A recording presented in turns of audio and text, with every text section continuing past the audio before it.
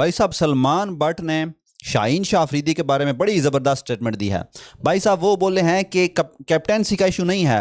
वो बोले हैं कि शाहीन शाह अफरीदी जो कैप्टन बनाया गया था ना, इसको जब ओडीआई का कैप्टन बनाया गया था, वो किस वजह से बनाया गया था? क्योंकि इस बंदे ने पीएसएल के 3 टाइटल जितवाए हुए हैं, उस वजह से इसको पाकिस्तानी टीम का कैप्टन बनाया गया है। अदरवाइज इसकी परफॉर्मेंस नहीं है।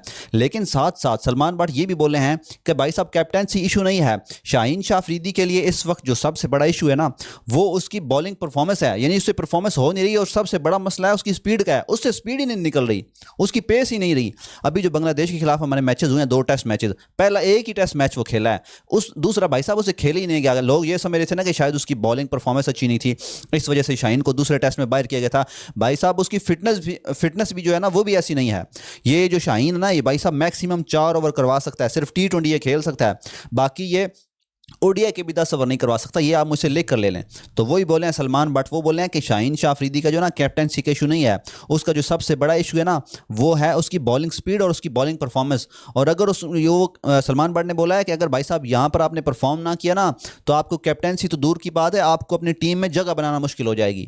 लेकिन भाई साहब मैं वैसे सलमान बट की ना इस बात से एग्री नहीं करता कि भाई साहब कौन से खिलाड़ी जो हैं वो टीम में अपनी परफॉर्मेंस बेस पे खेल रहे हैं। मुझे कोई एक गिनवा दें, कोई एक खिलाड़ी, कोई एक बैट्समैन। चलो बाबर हो गया, वो तो हमारा हीरो है, एक हीरो है, उसको अलावा कोई ऐसा बंदा आप पूरी टीम में मुझे बता दें जो अपनी परफॉर्मेंस बेस पे या जो डिज़र्व करता हो पाकिस्तानी टीम में, कोई एक बता दें। कोई भी नहीं है। शादाब है, अपने वो रिश्तेदारी के चक्रों में खेल रहा है। शाहीन भी ऐसे ही है, और भी ढेर सारे आप उठा कर देख लें, सारे जो है ऑलमोस्ट ना किसी का कोई लिंक है, उस वजह से खेल रहे हैं।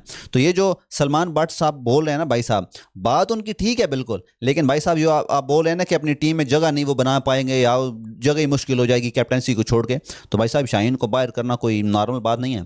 ये बात याद रखिएगा, मैं हर वीडियो में कहता हूँ कि शाहीन को आप बाहर नहीं कर सकते किसी सूरत में, चाहे उसे परफॉर्म हो चाहे उसे ना हो, वो टीम से बाहर हो ही नहीं सकता। शादाब खान जो है ना, वो उसकी भी यही कंडीशन है, लेकिन वो तब तक है जब तक माइक हैसन है। जब माइक हैसन जाएगा, यानी कोचिंग छोड़ेगा, उसके बाद शादाब खान का टीम में होना मुश्किल हो जाएगा। लेकिन शाहीन अफरीदी का भाई साहब ना ऊपर बड़े बड़े हाथ हैं, तो इसको ना टीम से बाहर करना जो है ना मुश्किल ही नामुमकिन है।